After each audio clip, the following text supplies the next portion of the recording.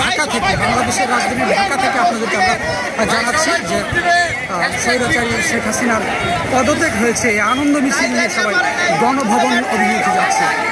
স্বৈরাচারী শেখ হাসিনার পতনের খবরে পুরো রাজধানী জুড়ে মানুষ আনন্দ মিছিল করছে। মানুষ কতটা স্বৈরাচার হলে তার পতন মানুষ এইভাবে গণজোয়ার বইতে পারে।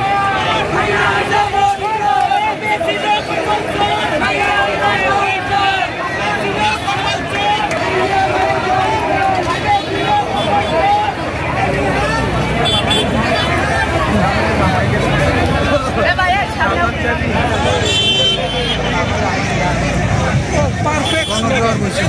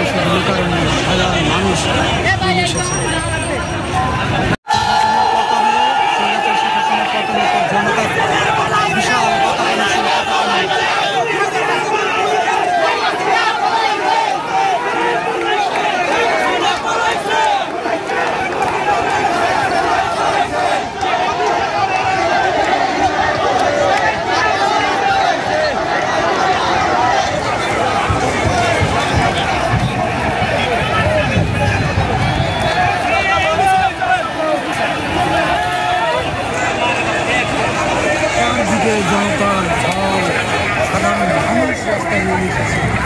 এক অপূর্ব দৃশ্য।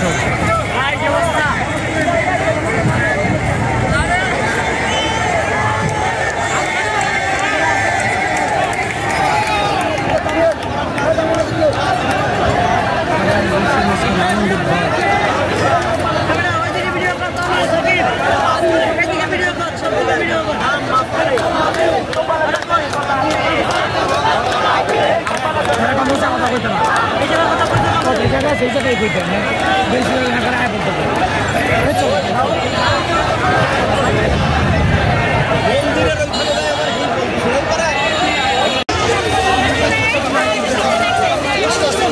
গণভবন অভিমুখে ছাত্র জনতার ঢল নেমেছে।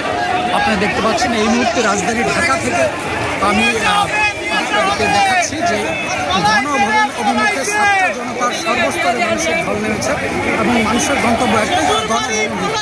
এবং আপনারা হয়তো জেনে থাকবেন ইতিমধ্যে বাংলাদেশ সরকারের যে প্রধানমন্ত্রী সরকারি বাসভবন, গণভবন কিন্তু জনগণের দখলে চলে গেছে। গণভবন কিন্তু সাধারণ মানুষ, ছাত্র জনতা দখল করে নিয়েছে, আপনারা জেনে থাকবেন। এবং আপনাদেরকে এটাও জানিয়ে রাখি, বাংলাদেশের দীর্ঘ সময় প্রধানমন্ত্রী যাকে বলা হয় স্বৈরাচারী শেখ হাসিনা, স্বৈরাচার শেখ হাসিনা কিন্তু দেশ ছেড়ে পালিয়েছেন ইতিমধ্যে এবং তিনি পদত্যাগ করেছেন।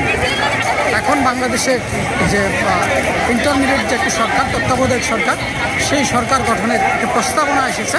আমরা এখন পর্যন্ত নিশ্চিত হতে পারিনি সেই সরকারটি গঠন হয়েছে কিনা। রাজধানী ঢাকা থেকে, বাংলাদেশের রাজধানী ঢাকা থেকে আপনাদেরকে আমরা জানাচ্ছি যে স্বৈরাচারী শেখ হাসিনার পদত্যাগ হয়েছে। আনন্দ মিছিল নিয়ে সবাই গণভবন অভিমুখে যাচ্ছে, যেটা প্রধানমন্ত্রী শেখ হাসিনার বাসভবন ছিল, সরকারি বাসভবন ছিল।